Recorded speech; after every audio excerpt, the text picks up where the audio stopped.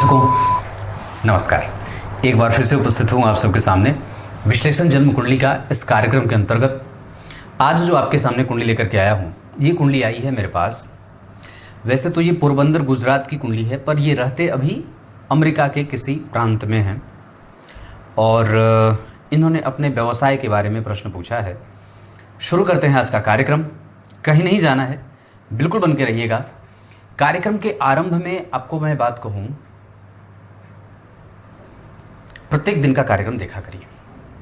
जो शाम का मैंने कल कार्यक्रम बनाया है उसको भी देखा जाए। चंद्रमा से शनि, विभिन्न ग्रहों का आपस में संबंध कैसा है, नक्षत्र के बारे में मैंने बातें की हैं, उसका अलग प्लेलिस्ट बना हुआ है। महत्वपूर्ण ज्योतिषीय कार्यक्रम YouTube पे पहली बार, ये सारे प्लेलिस्ट मेरे बने हुए हैं। आप लोगों को जाकर के निश्चित रूप से चेक करना चाहिए। शुरू करते हैं आज का कार्यक्रम। सबसे पहले बात करेंगे इनके पंचांग में। कृष्ण पक्ष के चतुर्दशी के चंद्रमा ये होते हैं पापक, और जब चंद्रमा हो जाएंगे पापक तो धन कमाने के लिए व्यक्ति को सुदूर जाना पड़ता है।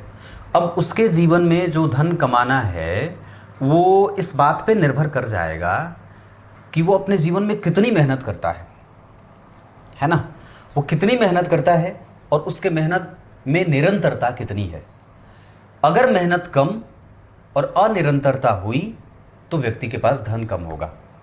इतना ही नहीं, वो धन कम होने के साथ साथ उसको धन को मैनेज करने में, धन को बचाने में और धन को सही जगह पे खर्च करने में भी दिक्कत होती है। ये सारा खेल चंद्रमा का है।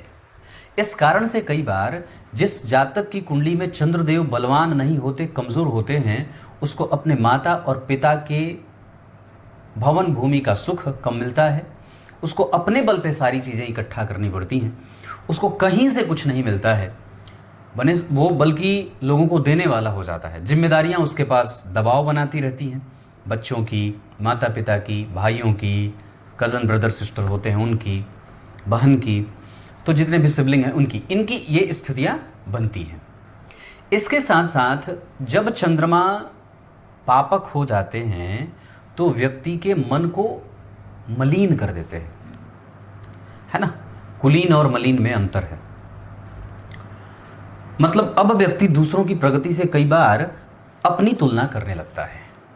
और सामान्य बात है कि जब आप किसी से अपनी तुलना करते हैं तो वो आपसे बड़ा ही है, क्योंकि तब आपके ही भावों में, आपके मन में एक ऐसा कंपटीशन जागृत होता है, एक ऐसी प्रतियोगिता जागृत होती है कि मैं उससे कहाँ जो है वो फिट बैठ रहा हूँ, वो मेरे से कितना फिट बैठ रहा है।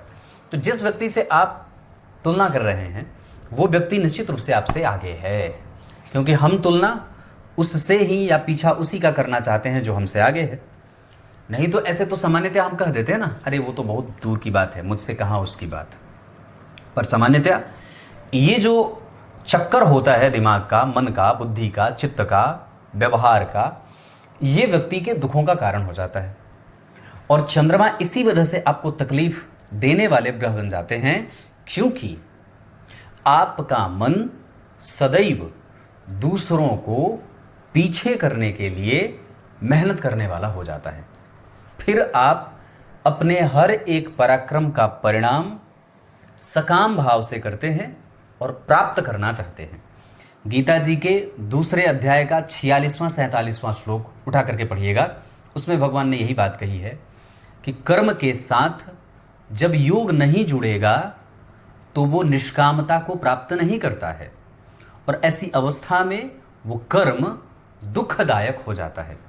भगवान ने तो यहाँ तक उसमें बात कही है कि ऐसा कर्म जो भगवान की प्राप्ति के अतिरिक्त मोक्ष की प्राप्ति के लिए भी किया जाए, स्वर्ग आदि भोगों की प्राप्ति के लिए भी किसी भी प्रकार का आप पराक्रम कर रहे हैं और मेहनत कर रहे हैं, कोई काम कर रहे हैं मुझे स्वर्ग की प्राप्ति हो जाए, ऐसा सोच करके अगर आप कोई पुण्य का काम कर रहे हैं तो वो सबसे निकृष्टतम कामों में से एक माना जाता है।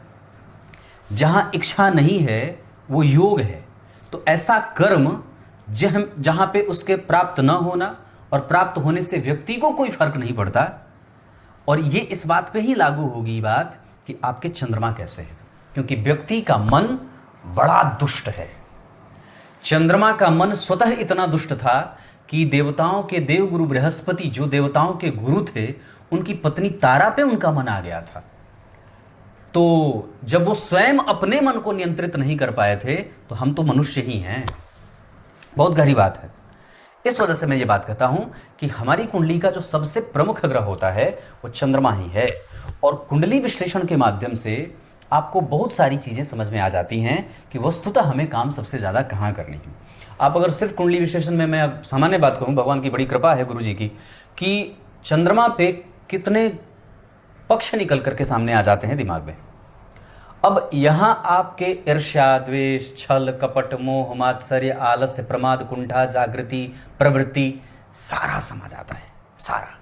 अब इसमें कुछ भी बाकी नहीं रहता है। आपका मन गंधयुक्त है तो कैसा, उसमें दुर्गंध बसा है या सुगंध है, वो सुवासित है या कष्ट दे रहा है। अपने दुर्गंध से आपका मन आपको कितना कष्ट दे रहा है। मन अगर दुर्गंध से युक्त है, प्रमाद से युक्त है, तो आपको कष्ट देगा। और मन अगर स्वच्छंद है, शुद्ध है, सपाट है, मैदान जैसा। अब जरा सोच के देखिए, फुटबॉल का मैदान अगर डिबिक डाबक होगा, उबड़ खाबड़ होगा, तो उसमें कैसे खिलाड़ी खेलेगा। तो उसी तरीके से, और कब वो कैसे गोल करेगा। तो हॉकी का जो मैदान है या कोई भी खेल क्षेत्र जो है, उसमें उस मैदान का सपाट होना आवश्यक है। तभी वो खिलाड़ी अपने गेंद को लेकर के दूसरे पाले में डालेगा। लक्ष्य क्या है? गेंद को दूसरे पाले में गोल करना। और मैदान आपके जीवन का चक्र है, वो आपका जीवन है। वो अगर उबड़ खाबड़ है तो आप उतनी ही देर में अपने लक्ष्य तक पहुंचेंगे। हो सकता है ना भी पहुंचे, इधर ही लटक के रह जाएं।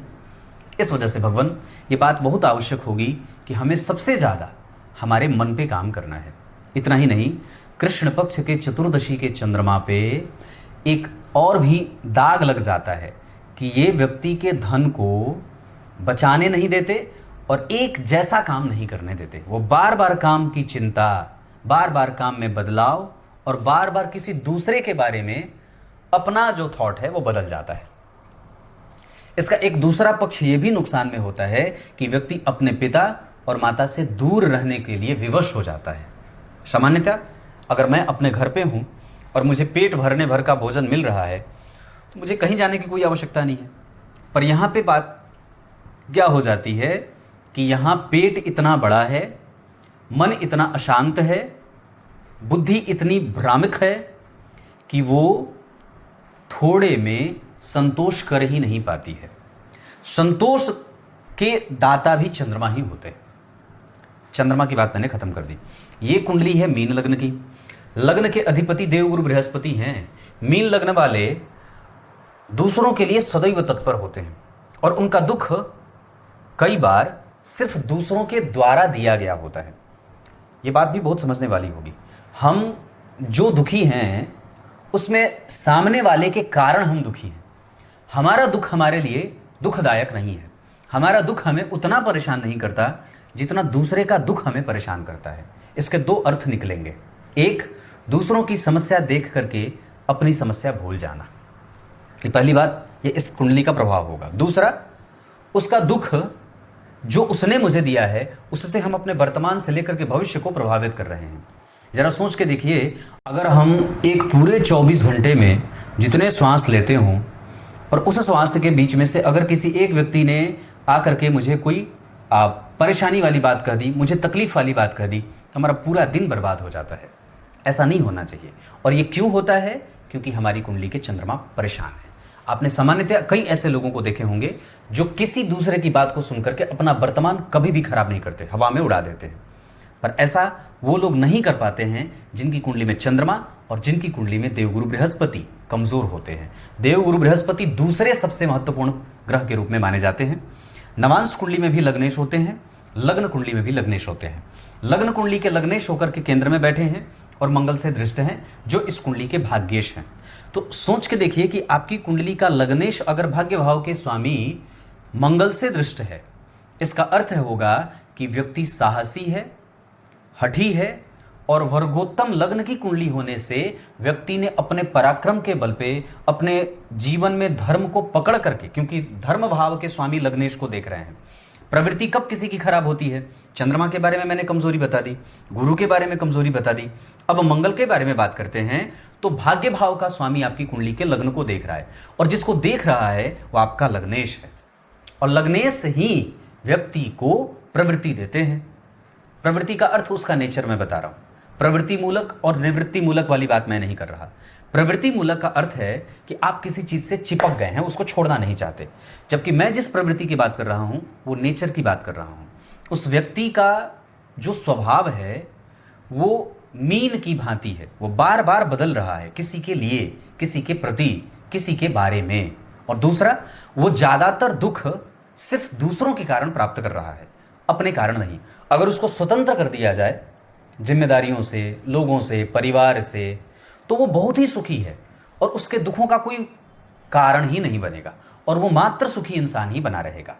पर समस्या क्या है कि व्यक्ति की प्रवृत्ति इतनी निश्चल है, इतना स्पष्ट है, इतना साफ है कि कई बार उसमें किसी दूसरे की प्रवृत्ति आकर के काला धब्बा लगा देती है, और इस वजह से वो चंद्रमा जिस तरीके से अमावस्या में हो जाते हैं, एक सफेद कपड़े पे एक काला छींटा मार दिया जाए तो कपड़े को कमजोर बना देता है या कपड़े की चमक को प्रभावित करता है, उसमें से रोशनी पार नहीं होती है। इस वजह से यहां व्यक्ति के व्यक्तित्व में चंद्रमा के कारण, कई बार मंगल के कारण धर्म, चूंकि पापग्रह होकर के देख रहे हैं, और गुरु से केंद्र में राहु बैठे हैं, गुरु से केंद्र में केतु बैठे हैं, तो इस अवस्था में गुरु का जो प्रभाव है उसका चौथा और उसका 10वां व्यक्ति के कारोबार को लेकर के, क्योंकि 10वें स्थान में केतु बैठे हैं तो कारोबार को लेकर के, अपने करियर, अपने व्यापार, अपने बिजनेस को लेकर के व्यक्ति को चिंताएं सदैव देते हैं।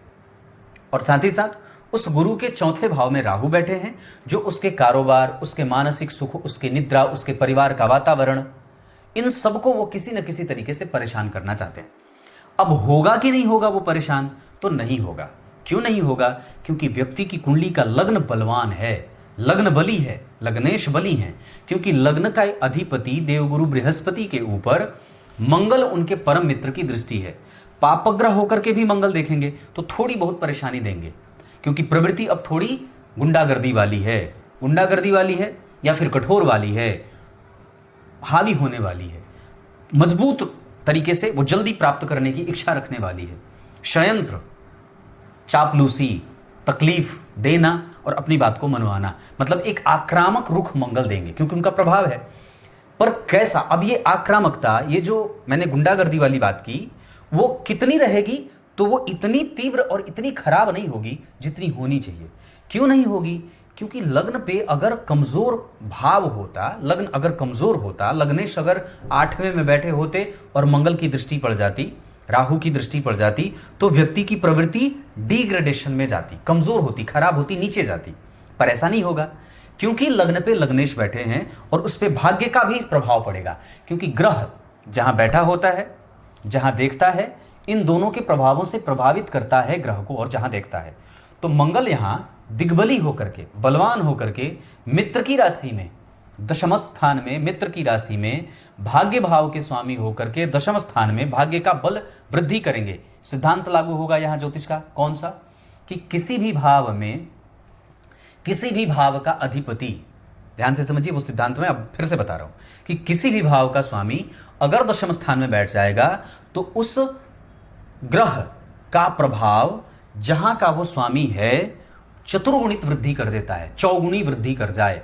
तो मंगल यहां दशम स्थान में बैठे हैं, इस वजह से अब वो भाग्य के बल को, उसके धर्म के बल को, उसकी दार्शनिकता को, उसका कम्युनिकेशन, चीजों को लेकर के पकड़ करके रखने की स्थिति और रिस्पॉन्सिबिलिटी, ये सब इतना बढ़ जाएगा कि व्यक्ति कभी भी मैदान छोड़ करके भागने वाला नहीं है। दूसरा किसका बल बढ़ेगा? शुक्र का बढ़ेगा। कौन है शुक्र इस कुंडली के? तृतीयेश और जन्म कुंडली के अष्टमेश। अब शुक्र चूंकि इस कुंडली के अष्टमेश हैं और तृतीयेश हैं, तो अब इस कारण से, और चूंकि उनके ऊपर केतु का प्रभाव है, इस वजह से यहां पे कर्म क्षेत्र को लेकर के व्यक्ति के दिमाग में एक अशांति का माहौल बनेगा। वो क्यों बनेगा? क्योंकि केतु जो होते हैं वो मानसिक अशांति देते हैं, वो काम में जो डेडिकेशन होना चाहिए उसको वो डिस्ट्रैक्ट करना चाहते हैं या मेहनत ज्यादा कराना चाहते हैं। इसका एक सिद्धांत और यहां लागू होगा कि अष्टम भाव और तीसरे भाव के स्वामी जब जन्म कुंडली के दशम स्थान में बैठ जाएंगे तो वो माता और पिता के सुखों के प्रभावों को कमजोर करते हैं, माता और पिता के सुखों से वंचित करते हैं, यहाँ तक कि माता के साथ उसके संबंध भी गड़बड़ होते हैं। वो प्रायः खटपट सा बना रहता है या मातृभूमि से उसको दूर रहना पड़ता है, निद्रा भंग होती है, अव्यवहारिकता आती है और व्यक्ति प्रायः जल्दबाजीपन की प्रक्रिया के कारण अपने ही घर में प्रायः कठोर सा बना रहता है, या फिर उसके पास लोग बैठना नहीं चाहते, या फिर वो बार बार चीज़ों को लोगों को इंगित करता है कि देखो ये तुमने गलती की, देखो ये तुमने यहाँ रखा है, देखो ये तुमने ये किया है, मतलब लोगों को ऐसे बताता रहे। इस वजह से भी कई बार लोग घर के परेशान होते हैं। दूसरा कारण होगा यहाँ पे बुध की वृद्धि होगी। बुध इस कुंडली के कौन है? लग्नेश जब गुरु बनते हो तो बुध मीन राशि की कुंडली जब लग्न पे बनती हो तो चतुर्थ और सप्तम के अधिपति हैं। अब इन दोनों भावों का भी प्रभाव बढ़ेगा।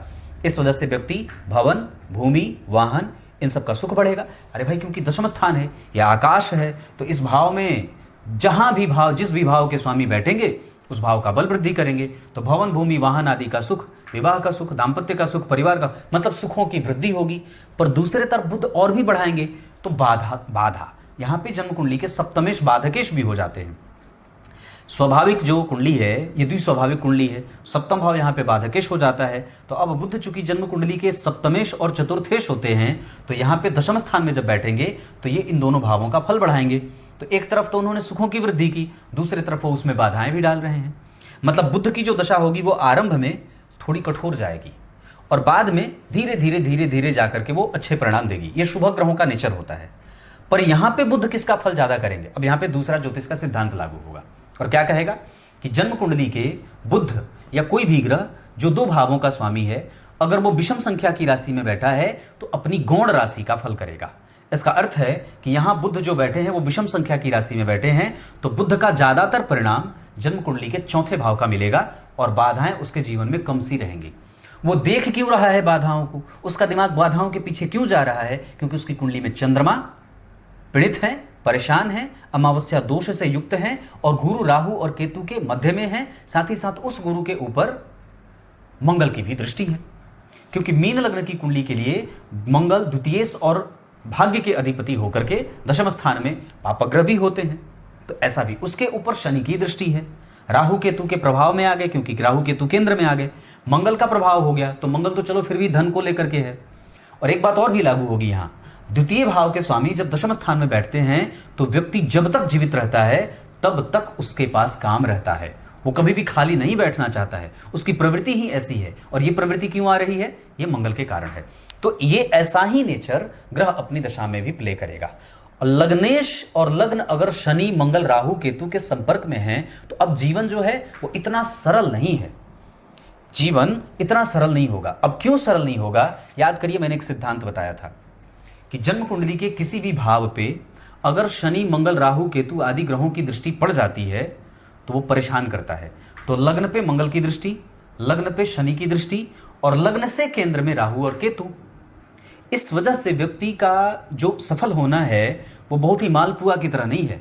उसमें व्यंजन लगे हैं, उसने मेहनत की है तरक्की करने के लिए। उसने मैदा बटोरा है, उसने आटा बटोरा है, उसने चीनी मिलाई है, उसने पानी बटोरा है, बहुत शुद्ध चीज़ें मिलाई हैं और तब जाकर के उसने अग्नि का प्रबंध किया है, तब जाकर के उसमें समय दिया है, उस समय को बहुत अच्छे तरीके से पकाया है पकवान को, उसके बाद उसने उसको कढ़ाई डाली है, उसके बाद उसमें व्यंजन डाले हैं, तब जाकर के उसका रस उसे मिल रहा है। इतना मालपुआ नहीं था। वो मालपुआ क्यों नहीं मिला? क्योंकि लग्न पे शनि और मंगल और लग्न से केंद्र में राहु और केतु बैठे थे। इस वजह से व्यक्ति को यहाँ मन से भी लड़ना था, अपने निद्रा से भी लड़ना था, घर में बन रहे बुरे, माता से निष्पक्षता, माता से पक्षपात, माता पिता के बीच का जो द्वेष था, माता पिता के घर से दूर रहने का, ये सब एक ही है। माता पिता के घर से दूर रहने का जो प्रभाव था, इन सभी चीज़ों से लड़ता हुआ व्यक्ति दूर गया है और अपने चतुर्थ भाव के फल की वृद्धि की है। मंगल ने भाग्य का बल दिया है, लग्न और प्रवृत्ति मजबूत थी, उसको पता था कि मुझे करना है और खुद से करना है। तो ये सारी जो स्थितियाँ होती हैं वो जन्म कुंडली में ऐसा दिखा जाती है। अब आगे बात करेंगे इनके जन्म कुंडली में चंद्रमा के ऊपर। मैंने इस कुंडली के जो है वो दर्शन कराया है कि ये ग्रह, हमारी जो समस्या है एक्चुअली वो कहाँ से आ रही है और जो हमारी चिंता है वो कितनी जायज़ है ना। मैं अगर किसी भी चीज़ को लेकर के अगर चिंतित हूँ तो सबसे पहले तो कारण बनता है कि वो क्यों हूँ, मेरा मन उसको चिंता क्यों समझता है। सारा खेल चंद्रमा पे टिका है। तो इस कुंडली में अगर कोई समस्या है तो दो प्रधान समस्या, एक चंद्रमा और दूसरा लग्न और लग्नेश पे शनि मंगल राहु केतु का प्रभाव। ये कुंडली बहुत विकसित है और मैं ये 200% सोने के अक्षर से लिख दूं और मैं अपनी सिग्नेचर कर दूं कि ये मीन लग्न की वर्गोत्तम कुंडली है। इसको और इसकी प्रगति को कोई रोक ही नहीं सकता है, क्योंकि आज तक वर्गोत्तम लग्न की कुंडलियों को असफल होते बहुत कम देखा गया है, और मैंने तो नहीं देखा है, बाकी की बात मैं नहीं कर रहा, पर मैंने आज तक जितनी कुंडलियां देखी हैं उसमें से जो भी व्यक्ति मेरे पास वर्गोत्तम लग्न की कुंडली लेकर के आया है वो श्रेष्ठ है, विकसित है, बेहतरीन है और आनंद प्राप्त कर रहा है जीवन का, वो सुखों से युक्त है। बस हमें इतना ध्यान रखना है कि हमें किसी भी तरीके से अपने काम में अनिरंतरता नहीं रखनी है। अनुराधा नक्षत्र के चंद्रमा को दोष नहीं लगता है, बहुत गहरी बात है। चंद्रमा को बाकी सारे नक्षत्रों का थोड़ा बहुत उठापटक, थोड़ा बहुत माइनस प्लस मिलता है, पर अनुराधा का दोष नहीं लगता है। यहाँ मित्राय नमः, ओम मित्राय नमः, अधिमित्र नाम के जो देवता हैं वो इस चंद्रमा के, इस स्वामी जो अनुराधा नक्षत्र है इसके स्वामी देवता हैं। गुलाब के फूल की जड़ या कपास के पौधे का जड़ गले में बांधना चाहिए।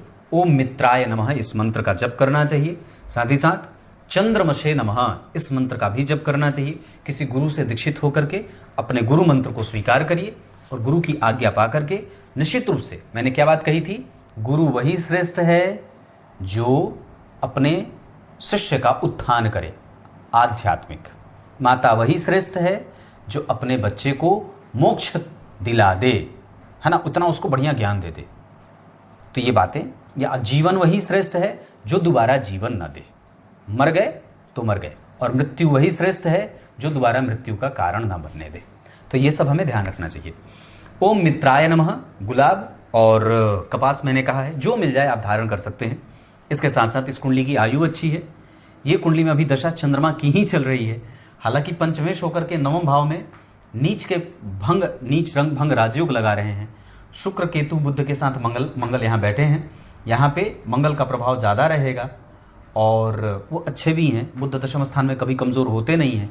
दशम स्थान में सूर्य बुध, नवम स्थान में सूर्य बुध, एकादशवें स्थान में सूर्य बुध कभी कमज़ोर होते नहीं हैं। एकादशवें स्थान में स्वग्रही शनि आपको सब कुछ दे रहे हैं जो आपको चाहिए, तो इसमें कोई चिंता की बात नहीं है। शुभ अंक इस कुंडली के लिए 3 रहेगा। शुभ रंग इस कुंडली के लिए गेरुआ और सफ़ेद रहेगा। चांदी का चंद्रमा अगर हो सके तो गले में धारण कर लीजिए। इसके अतिरिक्त अगर हो सके तो मीठी खीर, मालपुआ आदि ब्राह्मण को रविवार को, अपने महीने का एक दिन निकालिए जहां अमावस्या को आपको ब्राह्मण को दान देना है। शिव जी के मंदिर में दान दिया करिए, किसी गौशाला में दान दिया करिए। अगर हो सके तो आप अपने हाथ से जामुन का वृक्ष लगाइए, अगर हो सके तो अपने हाथ से जामुन का वृक्ष लगाइए। इसके अतिरिक्त अभी आपकी कुंडली में 2025 के 5वें महीने से लेकर के 2026 के नवंबर तक आंतरिक और मानसिक कष्ट दिख रहा है। उससे हमें निजात पाने के लिए मैंने जितने साधन बताए हैं, अभी उपाय और भी बताऊंगा। इस कुंडली में अच्छी दशा एक और आएगी 2026 से लेकर के 28 तक। एक और दशा बहुत अच्छी रहेगी 2029 से लेकर के 31 तक। इस कुंडली में एक और दशा जो मानसिक रूप से कष्ट देगी वो 2031 से लेकर के 31 के अक्टूबर तक। एक और दशा जो सबसे ज़्यादा अच्छी रहेगी वो रहेगी 2031 के अक्टूबर से लेकर के 2033 के जून तक। उसके बाद फिर आपकी कुंडली में मंगल आ जाएंगे, और मंगल आपकी कुंडली के लिए जो मैं समझ रहा हूँ उसके आधार पर, अन्य वर्ग चार्ट के भी आधार पर, आपकी कुंडली में मंगल की दशा तक आपको काम मिलता रहेगा।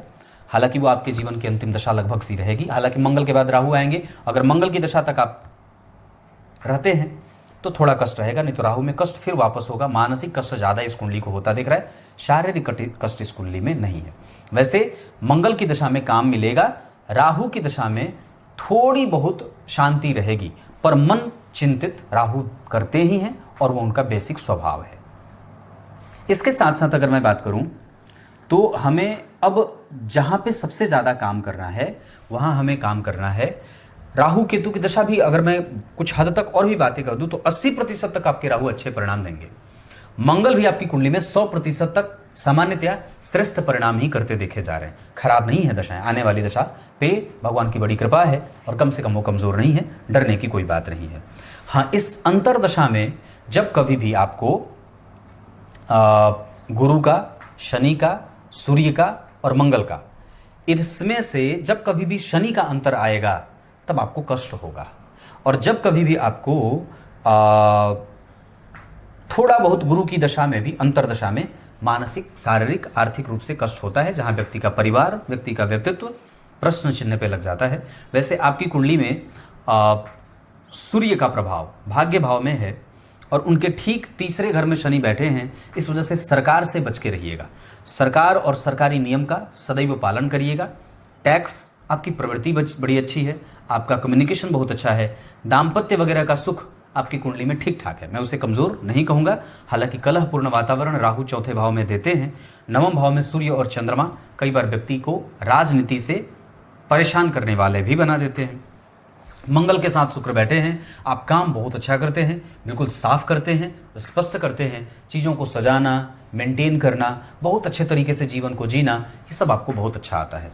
मंगल के साथ बुध का जाना, बुध आपकी कुंडली में चतुर्थ और सप्तम के अधिपति हैं, मंगल द्वितीय के अधिपति हैं, भाग्य के अधिपति हैं। पत्नी के साथ जीवन को और गति मिल जाती है। दाम्पत्य के बाद व्यक्ति का प्रोग्रेस और बढ़ता है, उसकी सामाजिक छवि और मजबूत होती है। इतना ही नहीं, अगर वो चाहे तो अपनी पत्नी को साथ में लेकर के कोई भी अपने कारोबार को आगे बढ़ा सकता है। वो स्वयं के रोजगार के लिए बहुत बेहतर है। ये कुंडली अब पीछे मुड़ के नहीं देखेगी। चिंतित होने की कोई आवश्यकता नहीं है। बस हमें अपने वास्तविक समस्या को समझना है।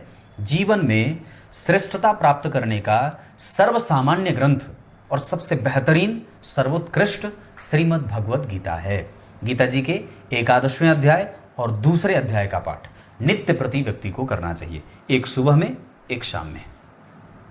नक्षत्रों के लिए अगर कोई भी काम करना चाहते हैं, आप व्यावसायिक आदमी हैं, तो अनुराधा, मृगशीरा, उत्तरा भाद्रपद, उत्तरा फाल्गुनी, उत्तराषाढ़ा, अश्विनी, पुष्य, पुनर्वसु, श्रवण, हस्त, ये सब नक्षत्र किसी भी काम को करने के लिए अच्छे रहेंगे। दिन गुरुवार और सोमवार का। अंक 3 बहुत अच्छा है। धन कमाने के लिए दिशा आपकी कुंडली के हिसाब से उत्तर पूर्व, और एक बहुत साधारण दिशा जो अच्छी बन रही है वो पश्चिम है। कुछ इसी तरीके से आज के इस कार्यक्रम का समापन करते हैं। कोई भी शुभ काम करना होगा, जैसे प्रोग्रेस करना है, जैसे भवन, भूमि, वाहन, गाड़ी, सुख, सांसारिक, तो आप बुध और शनि की दशा का इस्तेमाल कर सकते हैं। धर्म से जोड़ करके कोई काम करना है, दान, पुण्य, पूजा पाठ, मंत्र, तीर्थ, जप आदि आदि घर में, तो आप चंद्रमा और गुरु की दशा का इस्तेमाल कर सकते हैं।